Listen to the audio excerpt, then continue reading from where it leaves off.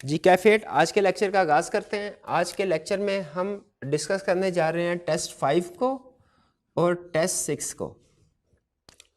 Test उम्मीद है आपके पास होंगे, अगर नहीं है तो उनको अपने सामने रखिए, सॉल्यूशन को भी अपने सामने रखिए, और जो आपने ख़ास तौर पे टेस्ट अटेम्प्ट किया है अगर ये, तो उसकी शीट भी अपने सामने रखिए ताकि जो भी डिस्क्रिपेंसीज होती हैं सॉल्यूशन डिस्कशन में आपके सामने आती है, आप उनको नोट करते जाएं।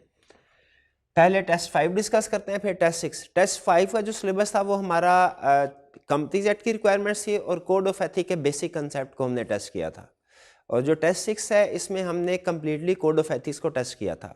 यानी टेस्ट 5 हमारी बुक के लिहाज से हमारा चैप्टर 6 और 7 का पहले 2-3 लर्निंग ऑब्जेक्टिव हैं जिनमें बेसिक कंसेप्ट हमने डिस्कस किए थे, और टेस्ट 6 में कंप्लीट कोड ऑफ एथिक्स शामिल है, चैप्टर 7 हमारा। तो स्टार्ट करते हैं पहले टेस्ट 5 की डिस्कशन। जी टेस्ट 5 की डिस्कशन में सबसे पहले आइए क्वेश्चन नंबर 1 के ऊपर। हमारे सामने बहुत सी सिचुएशंस हैं। ये बेसिकली आपके सिचुएशंस जो हैं वो आपका कंसेप्ट क्लियर करने के लिए टेस्ट बनाया गया था, क्योंकि इन सिचुएशन को हमने बाद में डिटेल में डिस्कस करना था। तो जिस वक्त आपका ये टेस्ट हुआ उस वक्त हम कोड ऑफ एथिक्स को कवर कर रहे थे, और मैं ये चाह रहा था कि सिचुएशंस जो हैं वो आपके जहन में बैठ जाए कि इन सिचुएशन में एथिकल थ्रेट अराइज होता है। इसीलिए आपको ये लिस्ट, लंबी चौड़ी लिस्ट नज़र आ रही होगी 12 सिचुएशन की, वरना एग्जाम में नॉर्मली एक क्वेश्चन में इतनी ज़्यादा सिचुएशन नहीं पूछता, वो 2 या 3 या ज़्यादा से ज़्यादा 4 सिचुएशन जो है टेस्ट करता है।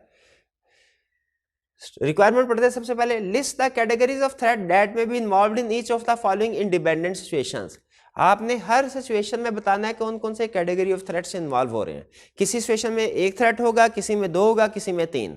ये चूंकि बेसिक लेवल पे हम टेस्टिंग कर रहे थे, इसलिए इसमें मैंने रिलैक्सेशन ये दी थी कि अगर किसी सिचुएशन में 1 से ज़्यादा थ्रेट है, फॉर एग्जाम्पल 2 या 3, तो उसमें अगर आप सिर्फ 1 थ्रेट भी लिख देते हैं तो आपको 1 नंबर मिल जाएगा। 12 सिचुएशन है, टोटल 12 मार्क्स थे। हर सिचुएशन का अगर आपने एक भी रेलिवेंट थ्रेट एक भी लिख लिया है तो उस सिचुएशन में आपको मार्क मिल जाएगा, नंबर। लेकिन अगर आपने इररेलेवेंट थ्रेट लिखा है तो फिर आपको कोई नंबर नहीं मिलेगा। यानी रेलिवेंट भी लिख दिया और एक इररेलेवेंट भी लिख दिया तो उस सिचुएशन में आपको कोई नंबर नहीं मिलेगा पहले से, क्योंकि यहाँ पे इररेलेवेंट थ्रेट हमने नहीं लिखना। वरना आपको बताया था ना, कुछ स्टूडेंट क्या करते हैं, हर सिचुएशन में 500 के 500 थ्रेट लिख देते हैं कि कुछ ना कुछ कोई ना कोई तो रेलिवेंट होगा। याद रखें, इस क्वेश्चन में एक्स्ट्रा लिखने से आपका नेगेटिव इंपैक्ट पड़ेगा, एक्स्ट्रा थ्रेट्स नहीं लिखने, ठीक है, सिर्फ रेलिवेंट लिखने हैं। रेलिवेंट में अगर कम हो जाए तो वो इतना बड़ा मसला नहीं है, लेकिन इररेलेवेंट को अगर आप लिख दें वो ज्यादा बड़ा मसला है। पहला question, if a gift from a client is accepted, client से अगर गिफ्ट एक्सेप्ट किया जाए। अच्छा, क्वेश्चन की रिक्वायरमेंट देखें, उसने सिर्फ थ्रेट्स पूछे हैं, सेफगार्ड्स नहीं पूछे, इसलिए मैं सेफगार्ड डिस्कस नहीं करूंगा। क्लाइंट से गिफ्ट एक्सेप्ट किया, कौन कौन से थ्रेट राइज होते हैं? 2, एक सेल्फ इंटरेस्ट थ्रेट और दूसरा फेमिलियरिटी थ्रेट। शाबाश, clear. Second, holding a financial interest in an audit client. Financial interest से क्या मुराद है? शेयर्स, ठीक है। अगर आप क्लाइंट के शेयर्स होल्ड करते हैं, बाय करते हैं, holding a financial interest in an audit client, कौन सा थ्रेट राइज होता है? Self interest threat. और तो कोई थ्रेट राइज नहीं होता ना। थर्ड, लोन और guarantee of loan is obtained from assurance client और is given to assurance client. अगर किसी एश्योरेंस क्लाइंट यानी जिसका हम ऑडिट रिव्यू कर रहे हैं उससे लोन लिया जाता है या लोन दिया जाता है, तो कौन सा थ्रेट राइज होगा? Self interest threat. और कौन सा थ्रेट राइज होगा? हाँ, अभी सिर्फ सेल्फ इंटरेस्ट थ्रेट राइज होगा। शाबाश। 4, close business relationship between firm और team member and client and management. Firm या उसके टीम मेंबर और क्लाइंट या मैनेजमेंट के लोगों के दरमियान में क्लोज बिजनेस रिलेशनशिप है। कौन सा? सेल्फ इंटरेस्ट थ्रेट तो राइज हुआ ही हुआ। इसके साथ कौन सा थ्रेट राइज हुआ? इसके साथ हमारा इंटिमिडेशन थ्रेट राइज हुआ, ठीक है। क्या फेमिलियरिटी थ्रेट राइज हुआ? नहीं। आपको याद है क्लास के दौरान मैंने खास तौर पे कहा था ये बिजनेस रिलेशनशिप है, इसमें फेमिलियरिटी थ्रेट राइज नहीं होगा, सेल्फ इंटरेस्ट थ्रेट और इंटिमिडेशन थ्रेट राइज होगा। 5th, purchase of good and services from N audit client by the firm और टीम मेंबर। ऑडिट क्लाइंट से गुड या सर्विसेज परचेज की जाती है। याद रखिए ये परचेजेस का केस है, इंड्यूसमेंट का केस नहीं है, ठीक है। इंड्यूसमेंट का केस नहीं है जिसमें क्लाइंट हमें कोई अनड्यू फेवर देता है। क्लाइंट से हम चीजें नहीं खरीद रहे होते, इसके अलावा क्लाइंट हमें कोई अनड्यू फेवर देता है जैसे हॉस्पिटैलिटी, प्रेफरेंशियल ट्रीटमेंट वगैरह। तो ये purchase of good and services वाला सेल्फ इंटरेस्ट थ्रेट राइज होता है, बिल्कुल। और सेल्फ इंटरेस्ट थ्रेट के अलावा हाँ, सिर्फ सेल्फ इंटरेस्ट थ्रेट, शाबाश। 6, family and personal relationship between A member of the audit team and A director और ऑफिसर और सर्टेन एम्प्लॉय। ठीक है, फैमिली एंड पर्सनल रिलेशनशिप है, इधर टीम मेंबर इधर क्लाइंट में की मैनेजमेंट के ऊपर, और दोनों का आपस में फैमिली एंड पर्सनल रिलेशनशिप है। कौन सा थ्रेट? फैमिलियरिटी थ्रेट तो राइज हुआ ही हुआ। इसके अलावा सेल्फ इंटरेस्ट थ्रेट राइज हुआ कि नहीं हुआ? सेल्फ इंटरेस्ट थ्रेट भी राइज हुआ। और तीसरा थ्रेट कौन सा राइज हुआ? इंटिमिडेशन थ्रेट, क्योंकि क्लाइंट धमकी दे सकता है कि आपके इस बंदे को हमने निकाल देंगे अगर आपने हमारी बात ना मानी तो। इसमें 3 थ्रेट, अगर आपने एक भी थ्रेट लिख दिया रेलिवेंट तो आपको नंबर मिल जाएगा। 7, a former member of the firm joins client as director of. अच्छा, ये डिफरेंट जो मूवमेंट्स होती हैं फर्म और क्लाइंट के दरमियान में, ये मूवमेंट्स आपको याद होगा एक लेक्चर में मैंने डिटेल से समझाया था, और इसमें सबसे अहम चीज होती है मूवमेंट की डायरेक्शन समझना। ए former member of the firm यानी हमारी फर्म का पुराना टीम मेंबर क्या कर रहा है? जॉइंस, वो ज्वाइन करता है, यानी कर लिया, चला गया उधर। Joins client as director officer यानी फर्म से निकल के क्लाइंट पे चला गया, और क्लाइंट पे सब मौजूद है। अब हमारी जो टीम जाएगी ऑडिट करने के, कोई थ्रेट राइज होगा? बिल्कुल। एक तो फेमिलियरिटी थ्रेट, फेमिलियरिटी थ्रेट क्योंकि ज़ाहिर वाकफियत होगी। दूसरा self interest threat, self interest threat, self interest threat क्यों नहीं? क्या ये पॉसिबल नहीं है कि वहां पे जो फर्म से निकल के गया तो फर्म से उसके कोई रिसीवेबल हो, रिसीवेबल हो, हैं रिसीव, तो उस सेल्फ इंटरेस्ट थ्रेट। और इंटिमिडेशन थ्रेट भी कि जो हायर लेवल का बंदा है वो प्रेशराइज कर सकता है। ठीक है, क्लियर? तो ये 3 थ्रेट अराइज हुए। क्या सेल्फ रिव्यू थ्रेट अराइज होगा इस सिचुएशन में? सेल्फ रिव्यू थ्रेट अराइज हो, क्यों? क्योंकि क्लाइंट ने ऑडिटर का काम चेक नहीं करना, क्लाइंट ने तो नहीं काम चेक करना होता ना, तो काम तो ऑडिट करना होता है। फिर 8, a member of the audit team is planning to join. अच्छा, ज्वाइंस में और प्लानिंग टू ज्वाइन में फर्क है। ज्वाइंस का मतलब क्या है? तो चला गया उधर। प्लानिंग टू ज्वाइन का मतलब है प्लान कर रहा है कि मैंने जाना है उधर some time in the future. कौन सा थ्रेट राइज हुआ? सेल्फ इंटरेस्ट थ्रेट, क्योंकि जाहिर है उसकी फर्दर जो टर्म्स एंड कंडीशन है, सैलरी पैकेज वगैरह, वो डिसाइड होना है। 9, lending of staff by a firm to an audit client. Lending of, firm ने एक स्टाफ मेंबर को, अपने एक बंदे को क्लाइंट के पास भेज दिया, कुछ उसका काम कर रहा है। जाहिर है वो जो हमारा टीम मेंबर है वो अगर क्लाइंट के पास उसको भेजते हैं कुछ काम करने के लिए, तो वो काम अकाउंटिंग नेचर का ही होगा, अकाउंटिंग ऑडिट, उसके अलावा तो हमें कोई काम आता नहीं है। क्या थ्रेट राइज होगा? सेल्फ रिव्यू, क्योंकि जब वो वापस आएगा और उसे अपने काम को चेक, सेल्फ रिव्यू थ्रेट। और एडवोकेसी थ्रेट नहीं आएगा कि टीम मेंबर को, सीनियर्स को डिफेंड करेगा वो वहां पे जो काम कर रहा होगा उसको। और फेमिलियरिटी थ्रेट भी आएगा, फेमिलियरिटी थ्रेट भी आएगा, चेक करें। ठीक है, self interest threat, intimidation threat, और self interest threat, self review threat, और एक मिनट ठहर जा, लैंडिंग ऑफ स्टाफ है तो temporary personnel. Self review threat तो आएगा एग्रेड। एडवोकेसी थ्रेट क्योंकि अपनी एडजस्टमेंट जो उसने एक्शन किए हैं उसको डिफेंड कर रहा होगा। और फेमिलियरिटी थ्रेट, ये 3 थ्रेट राइज होंगे। 10, a member of the audit team has recently served as a director, officer और employee of the audit client. A member of the audit team, पहले सिचुएशन को समझ लें। करंटली हमारी फर्म का team member है, उसने रिसेंटली क्या किया? सर्व्ड किया है डायरेक्ट, यानी रिसेंटली वो पास्ट में डायरेक्टर, ऑफिसर या एम्प्लॉय था क्लाइंट का, अब हमारा टीम मेंबर बन गया। क्या थ्रेट राइज होगा? सेल्फ रिव्यू थ्रेट राइज होगा, अपना काम वो चेक कर रहा होगा। सेल्फ इंटरेस्ट थ्रेट भी राइज होगा, क्योंकि हो सकता है उसने मूवमेंट में कोई ना कोई प्रीवियस जगह से पैसे रिसीवेबल होते हैं ना समटाइम, तो सेल्फ इंटरेस्ट थ्रेट भी राइज होगा।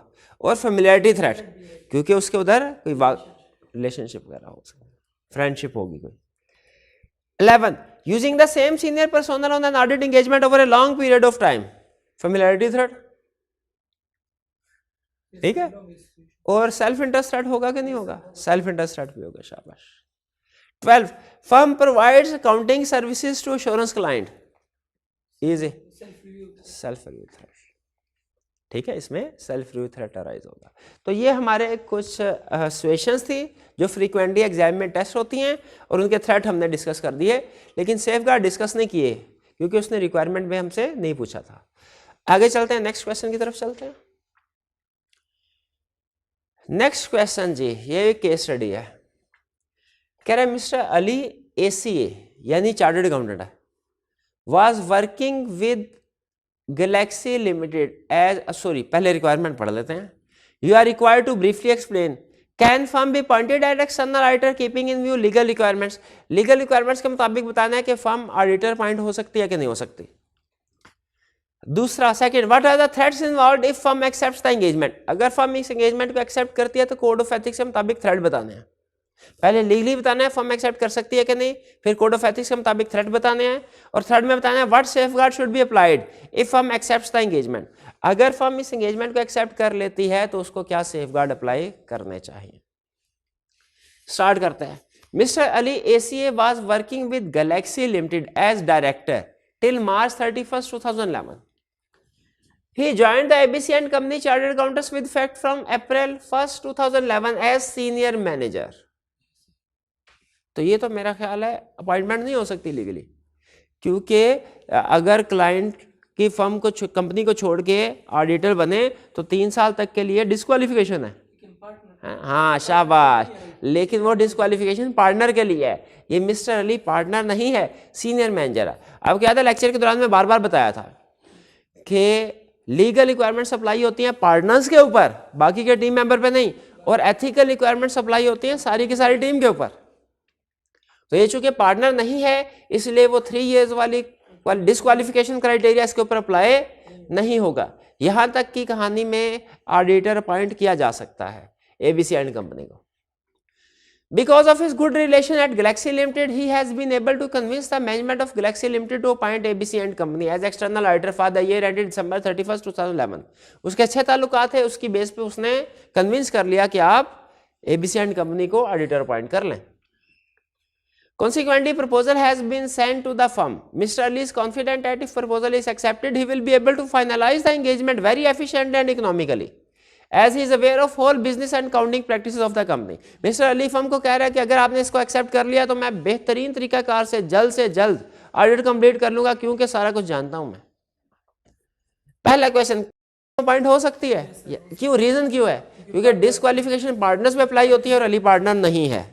डिस्क्वालिफिकेशन पार्टनर्स पे अप्लाई होती हैं और अली पार्टनर नहीं है, सीनियर मैनेजर। शाबाश, इस पर डिस्क्वालिफिकेशन क्राइटेरिया अप्लाई नहीं होता, फर्म अपॉइंट हो सकते हैं। B, what are the threats involved if firm accepts the engagement.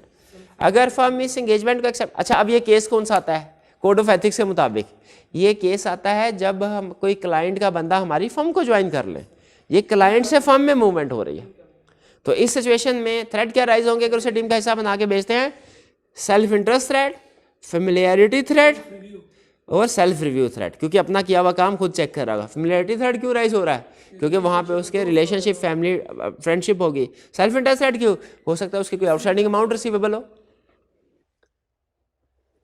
Pension वगैरह होती है ना बाज़ औक़ात, यहाँ कोई बोनसेस वगैरह होते हैं, वो ईयर एंड पे मिलते हैं, तो अगर ड्यूरिंग ईयर कोई बंदा चला जाए तो उसे बाद में उसका बोनस मिल रहा हो। What safeguard should be applied if firm accepts the engagement? अगर फर्म एंगेजमेंट एक्सेप्ट, क्या सेफगार्ड अप्लाई होना चाहिए? पहला सेफगार्ड, इसको यहाँ इस टीम से रिमूव करते हैं, सिंपल, ठीक। और अगर फर्ज कीजिए, वैसे ये भी क्वेश्चन यहाँ पे कंप्लीट हो गया सोल्यूशन के साथ, तो कोड ऑफ एथिक्स ये कहता है कि सेम ईयर में आपने इसको टीम का हिस्सा नहीं बनाना, लेकिन अगर क्वेश्चन सोल्यूशन को आगे बढ़ाना चाहें बढ़ा सकते हैं कि सेम ईयर की बात कर ली, अब सब्सिक्वेंट ईयर की भी बात कर लें कि सब्सिक्वेंट ईयर है तो फिर इसको टीम का हिस्सा बनाया जा सकता है, लेकिन क्या करना पड़ेगा? रिस्पॉन्सिबिलिटी को रिस्ट्रक्चर करना पड़ेगा और इसके काम का रिव्यू करना पड़ेगा। ये क्वेश्चन क्लियर मिस्टर अली वाला? चलिए जी आगे चलें। 3. ICAP's Code of Ethics has specified 5 principles of professional ethics for chartered accountants. बिल्कुल ठीक है, बताए हुए उसने। Circumstances in which a chartered accountant operates may give rise to specific threats to compliance with these principles. ठीक है, इन principles को threats भी होते हैं। Required, briefly describe each of the fundamental principles of professional ethics. आपने principles बताने हैं fundamental क्या, integrity, objectivity, confidentiality, professional competence and due care, professional behaviour, उनको ब्रीफली एक्सप्लेन करना है, कर देंगे। ठीक है, ज़्यादा एक्सप्लेन करने की जरूरत नहीं है, 1.5-2 लाइन काफ़ी है, क्योंकि मार्क्स कम। हाँ, कॉन्फिडेंशियलिटी को थोड़ा सा अगर एग्जाम्पल्स करना चाहें, उसके 1-2 एक्सेप्शन लिखना चाहें तो वो लिख सकते हैं, क्योंकि आप अगर नोट कीजिए मार्क्स 7 है, 5 होते हैं तो मैं आपको कहता कॉन्फिडेंशियलिटी को भी रूटीन में 1.5-2 लाइन में ख़त्म कर दो, निपटा दो। लेकिन यहाँ पे चूंकि कुछ थोड़ा सा मार्क्स ज़्यादा है, तो मेरा ख्याल है, जजमेंट है मेरी, कि उसने कॉन्फिडेंशियलिटी को एक्सप्लेन करवाने के लिए मार्क्स थोड़े ज़्यादा रखे होंगे। Second, briefly describe different categories of threat to compliance with the fundamental principle. भैया क्वेश्चन गायब हो गया, एक शाबाश शाबाश। हाँ, briefly describe different categories of threat to compliance with fundamental. Categories of threat कौन कौन से हैं? 5। Self interest threat, self review threat, familiarity threat, advocacy threat, self intimidation threat. नहीं, सेल्फ इंटिमिडेशन थ्रेट तो कोई है ही नहीं, सिर्फ इंटिमिडेशन थ्रेट है। शाबाश, एक्सप्लेन कर देंगे। 5 नंबर क्या है मेरा ख्याल है, सिर्फ एग्जाम्पल्स देने की जरूरत नहीं है। लेकिन अगर आपसे फर्ज कीजिए किसी क्वेश्चन में एग्जाम्पल पूछ ले, एक क्वेश्चन में उसने कहा 2-2 एग्जाम्पल दो मुझे, एग्जाम्पल्स दे देंगे, उसी सिचुएशन में से बता देंगे। बल्कि इसमें अगर आप देखना चाहें तो ऊपर जो हमने क्वेश्चन बताया ना, क्वेश्चन 1, उसकी एग्जाम्पल्स को भी इधर फिट कर सकते हैं। ठीक है, हाँ जी बिल्कुल, वो थ्रेट्स आपको पता चल गए थे ना, तो जिसमें सेल्फ रिव्यू थ्रेट राइज होता है उस एग्जांपल को इधर फिट कर दे, जिसमें फेमिलियरिटी थ्रेट राइज होता है उसको फेमिलियरिटी थ्रेट में फिट करते हैं, उधर से उठा के नीचे पिक एंड ड्रॉप की गेम बन जाएगी। लेकिन अगर फर्ज कीजिए एग्जाम में वो ऊपर वाला क्वेश्चन नंबर 1 नहीं भी है और ये पूछ लेता है कि मुझे थ्रेट बताओ एग्जाम्पल्स के साथ, तो फिर अपने याददाश्त का सहारा लीजिए। ठीक है, सिचुएशन तो आपको पता है ना, कोड ऑफ एथिक्स में 18-19 हाँ केस स्टडी की हो तो अंदाजा हो जाता है। आगे चला, ये बड़ी सी केस स्टडी आ गई। पहले भैया रिक्वायरमेंट हमें पढ़ाएं। रिक्वायरमेंट में कह रहे require identify and discuss legal issues, ethical and professional violations. Legal violation का मतलब क्या है? कंपनीज एक्ट की खिलाफ वर्जी। एथिकल वायलेशन का मतलब क्या है? Code of ethics. Professional violation का मतलब क्या है? ISAs की, ऑडिटिंग स्टैंडर्ड्स की खिलाफ वर्जी। जैक, इसका मतलब है जैक ने बहुत ज्यादा खिलाफ वर्जी की। हमने ये भी बताना है इसमें वायलेशन कौन सी है, और हमने ये भी बताना है कि ये वायलेशन लीगल है, एथिकल है या प्रोफेशनल है। बेहतर यह है कि इसमें 3 हेडिंग बना लें हम, लीगल वायलेशन, एथिकल वायलेशन और प्रोफेशनल वायलेशन की 5-5, 6-6 लाइनें छोड़ के, ताकि जो जो वायलेशन हमें मिले वो रेलिवेंट उसमें फिट करते जाए। चलिए जी ऊपर चलिए, क्वेश्चन के स्टार्ट में क्या कह रहे थे जी? कह रहा है Jack is a chartered account. अच्छा, जैक का पूछा था ना उसने वायलेशन, बताओ, जेल का तो नहीं पूछा था। Jack is a chartered accountant specialized in accounting, auditing and related services. यहां तक कोई वायलेशन नहीं, वो स्पेशलिस्ट है, अच्छी बात है। Jill is a lawyer specialized in tax and other corporate related matters. Both decided to form a private company in the name of Jack and Jill and Company in Lahore. दोनों ने फैसला किया कि private company बनाते हैं Jack and जिल and को के नाम से। क्या वायलेशन है? ये बॉडी कॉर्पोरेट। ठीक है, अगर आप एज ऑडिट सर्विसेज प्रोवाइड करना चाहते हैं तो आप बॉडी कॉर्पोरेट के तौर पे प्रैक्टिस नहीं कर सकते, नहीं कर सकते। ठीक है, आपको पार्टनरशिप फॉर्म, तो इनको प्राइवेट कंपनी की जगह partnership form of business start करना चाहिए। और दूसरा इशू क्या है, इवन अगर आप पार्टनरशिप फॉर्म भी बनाते हैं तो उसमें अगर आपने ऑडिट करना है तो मेजॉरिटी ऑफ पार्टनर्स का चार्टर्ड अकाउंटेंट होना जरूरी है। यहाँ पे एक इक्वल पार्टनर चार्टर्ड अकाउंटेंट है, ये भी वायलेशन है। लॉ कहता है majority of partner, CA form में याद रखिए हर पार्टनर का चार्टर्ड अकाउंटेंट होना जरूरी नहीं है, एक मेजॉरिटी ऑफ पार्टनर का चार्टर्ड अकाउंटेंट होना जरूरी है, और दूसरा जो ऑडिट कर रहा है उसका चार्टर्ड अकाउंटेंट होना जरूरी है। तो यहाँ पे मेजॉरिटी ऑफ पार्टनर है, 2 में 1 है तो 50-50 है, मेजॉरिटी तो ना हुई। ठीक है, मेजॉरिटी, तो इसमें 2 वायलेशन हो गई। एक कंपनी के तौर पे बिजनेस ऑडिट करना चाह रहे हैं, और दूसरा majority of partner chartered accountant नहीं है। फिर क्या कह रहा है, opening of the business office was announced in a full page advertisement in newspaper of Lahore. Opening newspaper. अच्छा, अब ये एडवर्टाइजमेंट वाला कंसेप्ट जो है वो अब हमारे सिलेबस से उसने साइड में कर दिया, लेकिन कुछ क्वेश्चन बैंक में कुछ क्वेश्चंस इस तरह के इनडायरेक्टली डिस्कस कर लेता है वो। तो आपको याद है वो शमसुद्दीन वाला क्वेश्चन हमने किया था, तो इसीलिए एडवर्टीजमेंट का कंसेप्ट मैंने एहतियातन आपको बता दिया। अच्छा मुझे एक चीज़ बताएं, अगर कोई कंसेप्ट आईकैप की बुक से निकल गया है स्टडी टेक्स्ट से, लेकिन क्वेश्चन बैंक में उसका क्वेश्चन मौजूद है, हमें वो कंसेप्ट करना चाहिए कि नहीं करना चाहिए? करना चाहिए एहतियातन। ये ना असूल के तौर पे तो उसे वो कंसेप्ट टेस्ट नहीं करना चाहिए, लेकिन क्या पता कर ले। तो जहाँ इतना ऑडिट पड़ा है वहाँ पे 2-3 के एक्स्ट्रा कंसेप्ट्स पढ़ने में कोई हर्ज नहीं है, to be on safe side. और हम एक्स्ट्रा कंसेप्ट्स क्यों पढ़ रहे होंगे? क्यों पढ़ रहे? क्योंकि वो उसके पास पेपर में क्वेश्चन, उसका क्वेश्चन बैंक में आईकैप के क्वेश्चन बैंक में क्वेश्चन मौजूद है। ठीक है, नॉर्मली आईकैप जो दूसरी बुक्स है ना, अक्सर वैसे हर बुक का मुझे नहीं पता, लेकिन दूसरी बुक्स में क्वेश्चन बैंक और स्टडी टेक्स्ट दोनों को मर्ज कर रहा है। आपने देखा होगा शायद अगर आप दूसरे सब्जेक्ट्स पढ़ते हैं, बिजनेस लॉ में भी ऐसा है, कंपनी लॉ में भी ऐसा है, अकाउंटिंग का क्वेश्चन बैंक अलग होता है कि स्टडी टेक्स्ट के साथ मर्ज किया होता है उसने? अकाउंटिंग का भी अलग होता है, हाँ ऑडिट का भी अलग है, ऑडिट का भी अलग है। लेकिन कुछ उसने जैसे एमएफए का भी मेरा ख्याल अलग से क्वेश्चन बैंक नहीं है ना, हाँ वो उसके साथ ही उसने ऐड किया। बहरहाल तो अगर क्वेश्चन स्टडी टेक्स्ट में नहीं है कंसेप्ट, क्वेश्चन बैंक में क्वेश्चन है, हम वो भी कवर करेंगे। इसलिए एडवर्टीजमेंट जो है ये मना है। आपको याद होगा हमने स्टडी किया था, एडवर्टीजमेंट जो है ये हम लोगों के लिए मना है। हाँ अवेयरनेस के लिए न्यू फॉर्म जब इस्टेब्लिश हो, लोगों को अवेयर करने एडवर्टीजमेंट की जा सकती है, लेकिन कुछ रूल्स है। ठीक है, ये फुल पेज की एडवर्टीजमेंट जो है इसकी इजाजत नहीं होती। सिर्फ एक रीजनेबल स्पेस पे आप इंफॉर्मेशन कम्युनिकेट करने के लिए अपना इश्तिहार दे सकते हैं। बहरहाल एडवर्टीजमेंट के ऊपर मैं कोई ज़्यादा आपको फोकस नहीं कर रहा, क्योंकि बेनिफिट आपको दे रहा हूँ कि ये हमारे सिलेबस में ऑफिशियली अब अलग है। बहरहाल जिन स्टोर्स ने आइडेंटिफाई कर लिया अच्छी बात है, नहीं आइडेंटिफाई किया वो परेशान होने की जरूरत नहीं है उनको। आगे चलते हैं। Their first statutory audit client was Al Azhar textile mills, a listed company और लाहौर स्टॉक एक्सचेंज। पहला ही क्लाइंट उनका एक लिस्टेड कंपनी थी।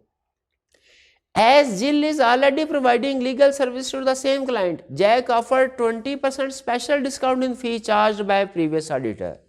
दो वायलेशन है,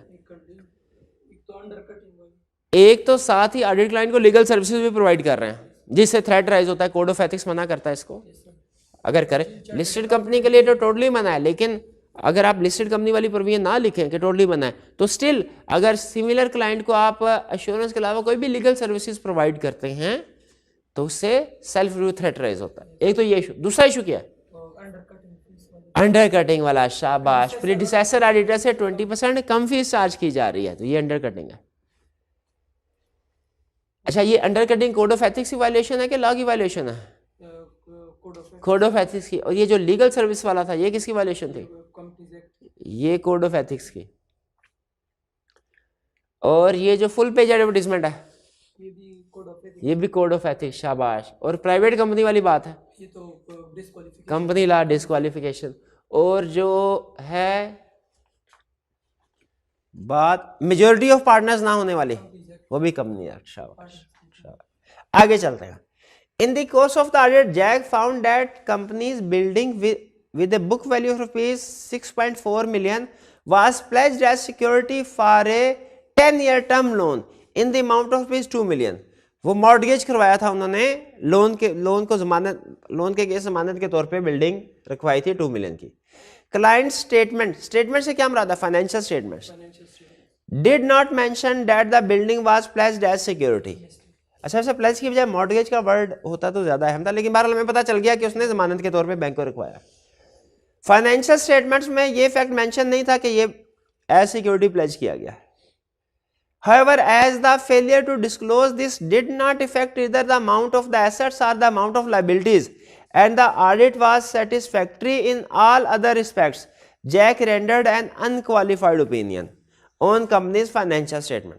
कहते चूंकि डिस्क्लोजर नहीं दिया तो ये ना इनकम स्टेटमेंट को अफेक्ट कर रहा है, ना बैलेंस शीट को अफेक्ट कर रहा है, बाकी इश्यूज भी कोई नहीं था, तो अनमोडिफाइड ओपिनियन दिया। क्या अनमोडिफाइड ओपिनियन देना ठीक है? नहीं, ठीक नहीं है। क्यों ठीक नहीं है? क्योंकि अगर डिस्क्लोजर में कोई चीज इंक्लूड करना थी नहीं की, वो मिस स्टेटमेंट होती है। यहाँ पे ओपिनियन मॉडिफाइड होना चाहिए था, क्वालिफाइड या एडवर्स ओपिनियन। वायलेशन की, ये कौन सी वायलेशन है? लॉ की वायलेशन, एथिक्स की या स्टैंडर्ड्स की? स्टैंडर्ड्स की, professional violation. Again, due to liquidity problems, half fee was paid at start of the audit by issuing shares of the company to Jack and half is still outstanding. Half fee pay हो गई और half अभी भी अच्छा half फी कैसे हुई? Share issue किए। क्या शेयर इशू किए जा सकते हैं?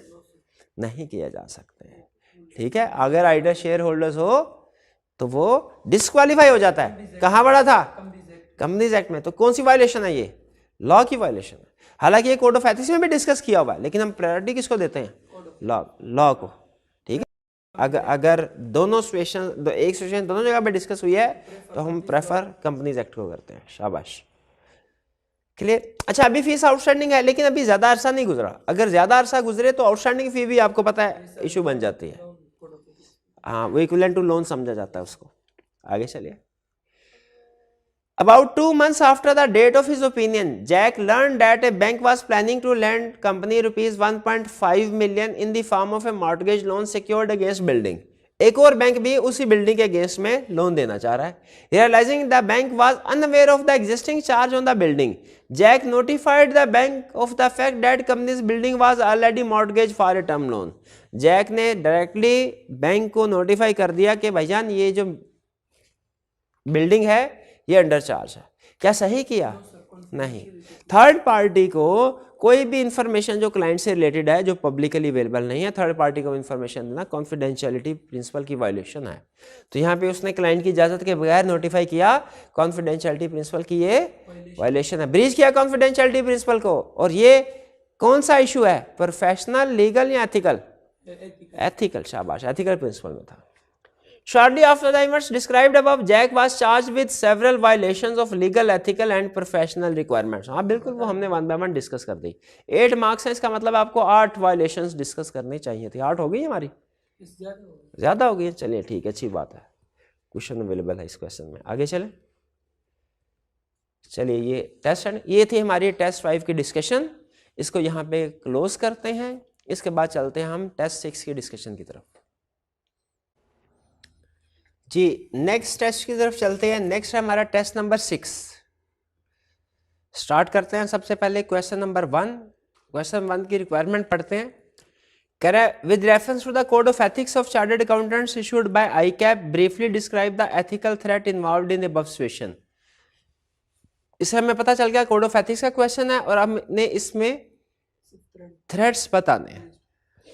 बी में कह रहा है for each matter also describe safeguards that your firm should take to reduce the ethical threats identified. अब वो ये कह रहा है कि आपने हर सिचुएशन में जो सेफगार्ड्स हैं वो भी बताने हैं। अच्छा पहली चीज तो ये ध्यान में रख ले, इस क्वेश्चन को आप अटेम्प्ट कैसे करेंगे। एक ऑप्शन आपके पास, 2 ऑप्शन। पहली ऑप्शन ये है कि क्वेश्चन 1 पार्ट ए अलग पेज पे करें, यानी तीनों सिचुएशन के 1 2 3 थ्रेट अलग पेज पे कर लें, और फिर बी अगले सफे पे 1 का पार्ट बी अटेम्प्ट करें और उसमें उस हर सिचुएशन के सेफगार्ड लिख लें 1 2 3।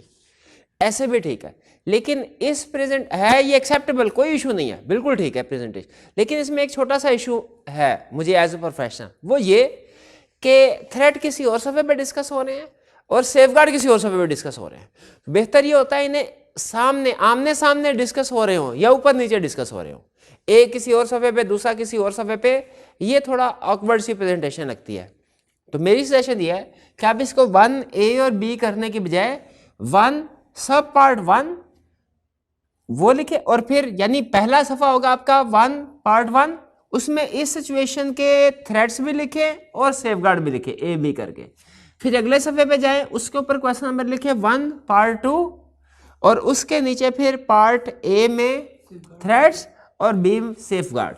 तीसरे सफे पे जाए 1 पार्ट 3, और फिर लिखें पार्ट ए में थ्रेट्स और फिर सेफगार्ड। इसका फायदा ये होगा हर सफे पे एक कंप्लीट सिचुएशन थ्रेट्स और सेफगार्ड दोनों डिस्कस हो रहे होंगे, तो लॉजिकली लिंक बन जाता है थ्रेट्स का और सेफगार्ड का। तो मुझे ये प्रेजेंटेशन ज्यादा बेहतर लग रही है कि हम सिचुएशन पकड़ें और उसका थ्रेट लिखें, साथ ही सेफगार्ड लिखें। पहला case, one of your new audit client has said that the audit fee will be 1% of net profit. क्या कंटिंजेंट फी है? क्या थ्रेट राइज होता है? Self interest threat. सेफगार्ड्स क्या हैं? बेसिस ऑफ फी को मॉडिफाई कर चेंज कर दिया जाए, लमसम फी एग्री की जाए या पर आर की बेस पे फीस एग्री की जाए। ठीक है, ये प्रॉफिट के साथ लिंक करना ये कंटिंजेंट फी है, इससे सेल्फ इंटरेस्ट थ्रेट राइज होगा। क्योंकि ऑडिटर ये इंडिपेंडेंट होने की बजाय फिर ये चाहेगा ज़्यादा से ज़्यादा प्रॉफिट हो, जितना ज़्यादा प्रॉफिट होगा उतनी उसको फीस मिलेगी। ये सेल्फ इंटरेस्ट की एक्सप्लेनेशन बताइए। Second, an audit of a listed company is in progress. You received an email from audit manager that he has received an invitation from management to attend the annual dinner of the company, including hotel stay at an expensive hilly resort along with audit team. Client ने कहा ये आपको मरी लेके चलते हैं, वहां पे आपको एक अच्छे होटल में स्टे करवाएंगे, खाना भी खिलाएंगे। क्या ये purchase of good and service का केस? पहले तो केस पहचाने, ये purchase of good and service वाला केस है कि इंड्यूसमेंट का केस है? ये इंड्यूसमेंट का केस। इसमें हम क्लाइंट से चीजें खरीद थोड़ी रहे हैं। वो अगर वो कहता ना क्लाइंट का होटल है, वो स्टे कर रहा है उधर, तो फिर हम कहते हैं ये purchase of good and service वाला केस है।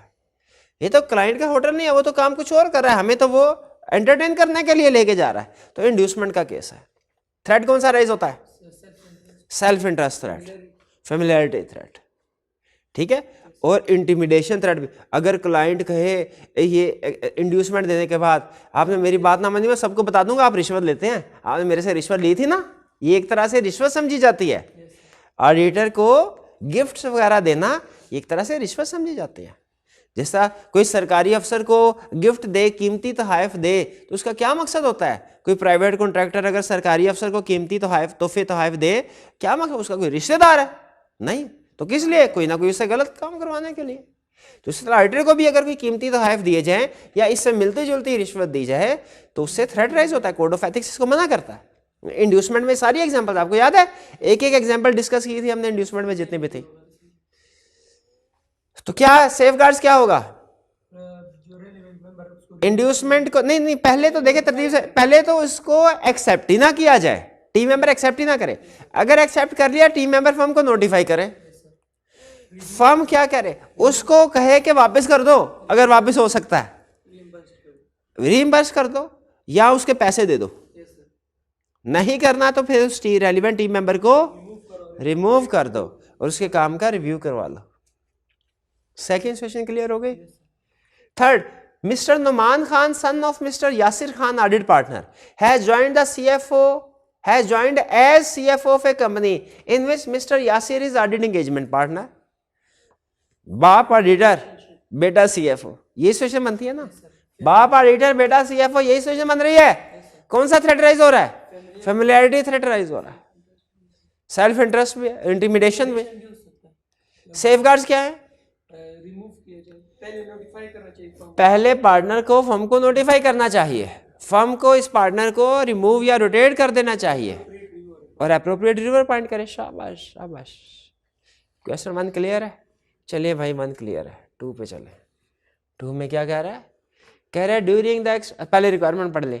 Explain the action that your firm should consider taken in response to the conversation between HB and your firm's audit partner. कुछ पता ही नहीं चल रहा, रिक्वायरमेंट से कुछ पता नहीं चल रहा किस चैप्टर का क्वेश्चन है, क्या कंसर्ट पूछा है, नहीं पता चल रहा ना।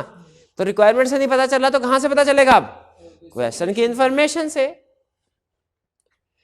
कह रहे during the external audit of Milk limited you discover that the directors have accounted for research cost inappropriately resulting in a material misstatement in Milk's financial statement. ठीक है, मटेरियल मिसस्टेटमेंट तो नो प्रॉब्लम। क्या करना है हमने? Auditing standard क्या सिखाते हैं? इस सिचुएशन में क्या करो? क्वालिफाइड ओपिनियन दो। मिसस्टेटमेंट है, your firm plan to issue modified audit opinion in the if the misstatement is not corrected. तो बताइए क्या फर्म का प्लान ठीक है? फर्म की सोच ठीक है? मॉडिफाइड ओपिनियन तो नहीं दे सकते आप, मिसस्टेटमेंट तो क्वालिफाइड। मिसस्टेटमेंट है तो हाँ क्वालिफाइड ओपिनियन, यहाँ पे क्वालिफाइड का वर्ड यूज करना चाहिए था, लेकिन मॉडिफाइड का मतलब भी तो यही है। तो फर्म का प्लान ठीक है, यहाँ पे ज्यादा बेहतर होता स्पेसिफिक वर्ड यूज करता क्वालिफाइड, क्योंकि मैंने आपको यही सिखाया कि आपने मॉडिफाइड का वर्ड कभी यूज नहीं करना, उसके बजाय क्वालिफाइड या एडवर्स ओपिनियन का वर्ड। लेकिन साथ में ये भी सिखाया है कि मॉडिफाइड का मतलब पता होना चाहिए कि क्वालिफाइड, एडवर्स और डिस्क्लेमर, इन तीनों को कलेक्टिवली मॉडिफाइड कहते हैं। मॉडिफाइड का मतलब इनमें से कोई भी ओपिनियन हो सकता है। तो अगर कोई मॉडिफाइड ओपिनियन का वर्ड बोले तो आपको समझ आ जानी चाहिए किसकी बात कर रहा है। तो उसने मॉडिफाइड ओपिनियन का वर्ड, हमें समझ लग गई क्या मॉडिफाइड नहीं है, क्वालिफाइड, एडवर्स, डिस्क्लेमर हो सकता है। तो फर्म का प्लान ठीक है कि अगर मैनेजमेंट मिस स्टेटमेंट को करेक्ट ना करे तो हम मॉडिफाइड ओपिनियन एक्सप्रेस कर दें। During a conversation with your firm's audit partner, Milk's managing director HB indicated that it is the director's intention to seek the removal of your firm as external auditor if your firm issues a modified audit opinion in respect of this matter. क्या कह रहा है managing director? अच्छा, managing director कहते हैं किसको पता बोला? चीफ एग्जीक्यूटिव को। चीफ एग्जीक्यूटिव का दूसरा नाम है, ठीक है, मैनेजिंग डायरेक्टर, यानी वो डायरेक्टर जो बिजनेस को मैनेज कर रहा है, चीफ एग्जीक्यूटिव। मैनेजिंग डायरेक्टर ने कहा भाईजान अगर आपने मॉडिफाइड ओपिनियन दिया तो अगले साल का ऑडिट भूल जाए, आपको रिमूव कर देंगे। धमकी दे रहा है कि इंड्यूसमेंट है? धमकी दे रहा है। कौन सा थ्रेट राइज होगा? इंटिमिडेशन थ्रेट राइज होगा। क्या करना चाहिए? फर्म को चाहिए कि क्लाइंट के रिमूव करने का इंतजार ना करे, खुद से ही इज्जत से विड्रॉ कर ले, खुद से ही विड्रॉ कर ले, ठीक है। क्यों खुद से क्यों विड्रॉ करे?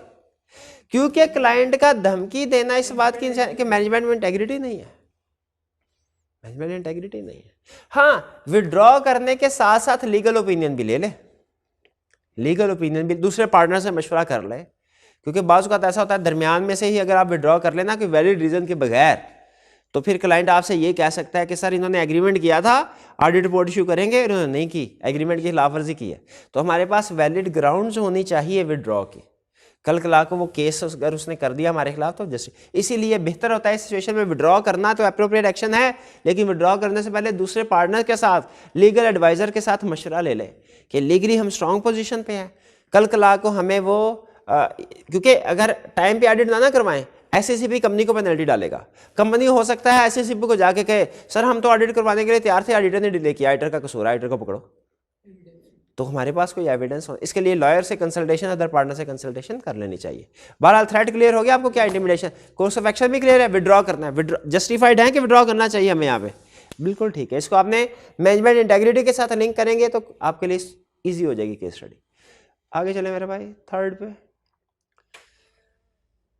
थर्ड में क्या कह रहा है? कह रहा है your firm which has 22 offices through out the Pakistan, पूरे पाकिस्तान में 22 फर्म, 22 ऑफिस है। मैंने वैसे ऐसी फर्म नहीं देखी जिसके पूरे पाकिस्तान में 22, में भी किसी यूएसए वगैरह में, रशिया वगैरह में, चाइना में हो, बड़ी कंट्रीज है। चले बहरहाल क्वेश्चन बनाए, हम भी उसका क्वेश्चन के लिहाज से एनालिसिस करते हैं। Through the Pakistan is planning to open a new office in the city of Sukkur, Sukkur में नया ऑफिस खोलना चाह रहे हैं। The managing director of R Robinia limited, a property company with numerous properties throughout the Pakistan, एक company है उसकी पूरे पाकिस्तान में बहुत सी प्रॉपर्टीज है। Has suggested that your firm leases one of Robina's vacant properties in Sakhar at the market rate. उसने कहा सर जी हमारी एक प्रॉपर्टी सखर में फारिग पड़ी है, आप उधर अपना ऑफिस बनाएं, याशी करें आप, एट मार्केट रेट, लेकिन फ्री में नहीं, मार्केट रेट पे आप हमें रेंट देना। Your firm is the external auditor of Robinias, ये ट्विस्ट आया कहानी में कि वो हमारा क्लाइंट है, ऑडिट क्लाइंट है। State with reason whether it is appropriate for your firm to lease this property from Robinia in accordance with Code of Ethics. बताइए क्या ये अप्रोप्रिएट है कि हम कोड ऑफ एथिक्स। अच्छा पहले बताइए सिचुएशन कौन सी है? Purchase of good and services वाली, शाबाश। तो थ्रेट बताइए, purchase of good and services से क्या थ्रेट है? सेल्फ इंटरेस्ट थ्रेट, और कोई थ्रेट तो नहीं है? पक्की बात है, सेल्फ इंटरेस्ट। अच्छा सेल्फ इंटरेस्ट है, तो अब इसकी सिग्निफिकेंस डिपेंड करती है क्या ये ऑर्डिनरी कोर्स ऑफ बिजनेस की ट्रांजैक्शन है, आर्म लेंथ बेसिस पे है कि नहीं, और मैग्नीट्यूड ऑफ ट्रांजैक्शन क्या है। तीन चीजें, क्या ये नॉर्मल कोर्स ऑफ बिजनेस की ट्रांजैक्शन है, क्या ये आर्म लेंथ बेसिस पे है, और क्या मैग्नीट्यूड ऑफ ट्रांजैक्शन बहुत ज्यादा सिग्निफिकेंट तो नहीं है। अब ये तीन का जवाब ओके हो गया तो फिर हम इसकी इजाजत दे देंगे। अगर किसी एक में मसला है हम कहेंगे नहीं करना चाहिए इसको। पहला, क्या ये क्लाइंट का ऑर्डिनरी कोर्स ऑफ बिजनेस है? ये उसने कहा मेरी बहुत सी प्रॉपर्टीज है, काम ही यही है, लीज पे देता है, ऑर्डिनरी कोर्स बिजनेस, ओके हो गया। दूसरा, क्या ये आर्म लेंथ बेसिस ट्रांजैक्शन है? मार्केट रेट का मतलब यही आर्म लेंथ बेसिस ट्रांजैक्शन। तीसरी, मैग्नीट्यूड ऑफ ट्रांजैक्शन, क्या मैग्नीट्यूड ऑफ ट्रांजैक्शन मटेरियल है क्लाइंट के लिए या फर्म के लिए? नहीं, उसके एक ही, हमारे पास पहले ही 22 ऑफिस हैं, ये एक ऑफिस, 23 में से एक ऑफिस इमटेरियल है। और दूसरा क्लाइंट के लिए बताइए, क्लाइंट भी न्यूमरस प्रॉपर्टीज है उसके पास, वो भी एक प्रॉपर्टी अगर हमें दे रहा है तो उसके लिए भी मटेरियल नहीं है। या तो था ना एक ही प्रॉपर्टी होती है, दो प्रॉपर्टी होती है, हम एक देता हम कहते हैं मटेरियल। तो इसका मतलब है इसमें कोई इशू नहीं। लेकिन याद रखें आपने सोल्यूशन में ये नहीं लिखना कोई इशू नहीं है, पहले स्टार्ट में लिखना है कि purchase of good and services से सेल्फ इंटरेस्ट थ्रेट राइज होता है, फिर सिग्निफिकेंस को डिस्कस करना है, फिर उसके बाद लिखना है क्योंकि ये कंडीशन पूरी हो रही हैं इसीलिए इसमें कोई कोर्स ऑफ एक्शन की जरूरत नहीं है। थ्रेट भी डिस्कस करेंगे, सिग्निफिकेंस भी डिस्कस करेंगे, कोर्स ऑफ एक्शन भी डिस्कस करेंगे, लेकिन कोर्स ऑफ एक्शन में लिख देंगे कोई एक्शन की जरूरत नहीं क्योंकि वो इमटेरियल है। थ्रेट अगर इमटेरियल हो छोटा बहुत थोड़ा सा उसको हम इग्नोर कर दिया करते हैं। आगे चले मेरे भाई, क्वेश्चन 4 पहले तो हमें रिक्वायरमेंट में लेके जाए। For each of the two situations outlined above explain the threats to independence of Toko LLP and list the safeguards available to mitigate this threats. हमने सिचुएशन थ्रेट्स बताने हैं और सेफगार्ड भी बताना है। अच्छा सिग्निफिकेंस नहीं पूछा, लेकिन अगर किसी सिचुएशन में सिग्निफिकेंस है हमें डिस्कस करनी चाहिए कि नहीं? यस करनी चाहिए, हमेशा आदत बनाए अपनी, पूछे ना पूछे हमने डिस्कस करनी है। चले मेरे भाई ऊपर चलिए। कह रहा है describe below a situation which have arisen in respect of two unrelated external audit clients of Toko LLP. The year end in each case is 28 February 2। इसका मतलब है हम टोको एक फर्म होगी, ये सर मैं एलएलपी शो करा लिमिटेड लायबिलिटी पार्टनरशिप। पाकिस्तान में ये कंसेप्ट नहीं, फॉरेन बॉडी का क्वेश्चन था, लेकिन सिचुएशन अच्छी थी इसलिए हम इनको अटेम्प्ट कर रहे हैं। पहली सिचुएशन सुनिए जी, हमारा क्लाइंट है J limited. J is a UK listed company. अब यूके का क्वेश्चन है ना इसलिए यूके लिस्टेड कंपनी, वरना हम इसको अगर पाकिस्तानी क्वेश्चन बनाना चाहे तो यहाँ पे पीके लिस्टेड कंपनी कह देंगे, पाकिस्तानी बन जाएगा। J appointed new finance director and financial controller यानी सीएफओ वगैरह on 18 February 2013। As a previous finance director financial controller left the company in December 2012। पिछले सीएफओ वगैरह और उसकी टीम चली गई, नया सीएफओ आ गया। Directors of J have requested that the prior engagement partner LM continues as engagement. वो इंग्लिश नाम है ना वो थोड़ा मैं कंफर्टेबल नहीं होता इसलिए मैं एब्रिविएशन यूज कर। आपको समझ लग गई ना एलएम कौन है? एलएम कौन है? एंगेजमेंट पार्टनर है। continues as engagement partner for the current year audit in order to safeguard the quality of the audit in light of the recent appointment। कह रहा है चूंकि वो लोग चले गए हैं तो ऐसा बंदा हो एलएम जो है ताकि वो इंश्योर कर सके क्वालिटी ऑडिट। क्यों एलएम में ऐसी क्या खास बात है? बाकी पार्टनर पढ़े लिखे नहीं है क्या? बाकी पार्टनर क्वालिटी ऑडिट नहीं करते? आगे कह रहा है LM has been the engagement partner for the previous 5 year. कह रहा है मैं इसलिए कह रहा हूं कि जो है वो पिछले 5 साल से टीम का हिस्सा है, ऑडिट कर रही है। तो बताइए कौन सी सिचुएशन है? Long association. थ्रेड कौन सा आ गया? सेल्फ इंटरेस्ट थ्रेड और फेमिलियरिटी थ्रेड। ठीक है, इंटिमिडेशन थ्रेड है कि नहीं है? नहीं हो सकता है, नहीं देखे लिखा हुआ है कि नहीं, आपको बताया है ना? बताया। Self interest thread rise of familiarity thread बताइए। अब सेफ गार्ड बताइए। अच्छा सॉरी, सिग्निफिकेंस। सिग्निफिकेंस किस में डिपेंड करती है? पोजीशन। रोल क्या है? रिलेशन नहीं है, रिलेशन इसका क्लाइंट विद रिलेशन नहीं। पीरियड कितने अरसे से ऑडिट टीम का? इस तरह टाइम पीरियड। सेफ गार्ड्स क्या होंगे? नंबर 1 इसको रोटेट कर देना चाहिए।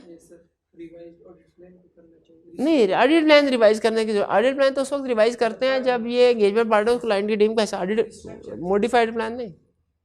ठीक है, और रीस्ट्रक्चर भी नहीं कर सकते यहाँ पे। क्यों नहीं कर सकते? क्योंकि पार्टनर है, उसने तो सारा काम करना होता है। रीस्ट्रक्चर करके क्या पार्टनर ही तो पूरा ऑडिट को सुपरवाइज करना। तो इसको रोटेट कर दे। अगर इसने कोई काम किया है, प्लानिंग वगैरह में हिस्सा लिया है, तो उसका अप्रोप्रिएट रिव्यू अपॉइंट होगा और कंपनी का इंडिपेंडेंट क्वालिटी कंट्रोल रिव्यू भी होगा। Situation clear? लॉन्ग एसोसिएशन की सिचुएशन के ऊपर बेस कर रहा था। आगे चले। C limited. The financial controller at C has been on long term sick leave and the finance director has asked Toko for assistance with finalising the accounting information preparation for the year end audit. उसने हमारे firm को क्या कहा है कि मुझे assist कीजिए ताकि मैं फाइनेंशियल स्टेटमेंट रिकॉर्ड वगैरह फाइनल कर सकूं, प्रिपेयर कर सकूं। He is particularly concerned about preparing estimates for the trade receivable allowances and year and warranty provision as none of his accounting staff has the appropriate experience. He has requested that a member of staff at TOCO be seconded to C to assist with preparing accounting information including specific estimates mentioned. कौन सा question, situation कौन सी है? Temporary staff services वाले. Thread कौन सा rise होता है? Self review thread, familiarity thread, advocacy thread. 3 thread हो गए. Self review, familiarity, advocacy. Significance किस पे डिपेंड करते हैं? सिग्निफिकेंट इसमें था मेरा ख्याल इसमें. हाँ जी बिल्कुल. तो इसमें क्या इसकी इजाजत है? सेफगार्ड में बताइए. बिल्कुल इजाजत है अगर शॉर्ट पीरियड के लिए हो और हमारी टीम मैनेजमेंट रिस्पॉन्सिबिलिटी एज्यूम ना करे. अच्छा, अगर इसको टेम्परेरी स्टाफ सर्विसेज प्रोवाइड कर देते हैं तो जब ये सर्विसेज प्रोवाइड करके वापस आएंगे, अब क्या सेफगार्ड है कि अव्वल तो इसको टीम का हिस्सा ना बनाए. अगर टीम का हिस्सा बनाना है तो रिस्पॉन्सिबिलिटी को रिस्ट्रक्चर कर लें और इनके वर्क का रिव्यू करवा लिया जाए. है क्लियर? ठीक है, ये टेम्परेरी स्टाफ सर्विसेज वाला केस था. आगे चलिए जी. Question 5. You are the manager responsible for the engagement to review the financial information. Sorry, क्या गलती की? पहले requirement. Explain the ethical issue. पता चल गया कोड ऑफ एथिक्स का क्वेश्चन है. Arising in this situation and state the action your firm should take. क्या एक्शन हम लेंगे भी डिस्कस कर लेते हैं. कह रहा है you are the manager responsible for the engagement to review financial information of R limited on behalf of an external audit client a listed company. यानी हम आल्टो के बिहाफ पे आर लिमिटेड की फाइनेंशियल इंफॉर्मेशन का review कर रहे हैं. Aalto के बिहाफ पे आर लिमिटेड की फाइनेंशियल स्टेटमेंट को क्यों चेक कर रहे हैं? कह रहा है Aalto requested the review as it intends to acquire the share capital of Rif. अब फर्ज कीजिए मैंने किसी कंपनी के अगर शेयर खरीदने हैं तो मैं हो सकता है किसी ब्रोकर को, चार्टर्ड अकाउंटेंट को कहूं जरा इसकी फाइनेंशियल स्टेटमेंट देख के एनालिसिस करके मुझे बताइए अच्छी है तो मैं इसमें इन्वेस्टमेंट करूंगा. आपको याद है आप अकाउंटिंग में एक टॉपिक पढ़ते हैं रेशो एनालिसिस वाला, अभी भी है. रेशो एनालिसिस में ये हाँ FR1 में है. उसमें बिजनेस की वैल्यूएशन की जाती है कि बिजनेस कितना प्रॉफिटेबल है. तो हम भी आपको पता है रेशो एनालिसिस करते हैं ऑडिटर, लेकिन हम इसलिए नहीं रेशो एनालिसिस करते कि हमने इन्वेस्टमेंट करनी है. हम किस लिए रेशो एनालिसिस करते हैं एज ऑडिटर? रिस्क असेसमेंट के लिए. लेकिन रेशो एनालिसिस जो है वो financial information analysis investment decision करने के लिए भी किया जा सकता है. तो यहां पे उसने कहा जी मैंने शेयर्स खरीदने. हमने कहा ठीक है हमें एनालिसिस करना आता है, रिस्क असेसमेंट के लिए एनालिसिस करते हैं, आपके पर्पस के लिए भी कर देंगे आपको. हुआ क्या फिर? Auditor general currently working with you on the review engagement told you that yesterday he purchased shares in Alto because he believes its share price will rise when the acquisition of R is announced. अच्छा मुझे बताइए यहां पे उसने कहीं पे लिखा हुआ है कि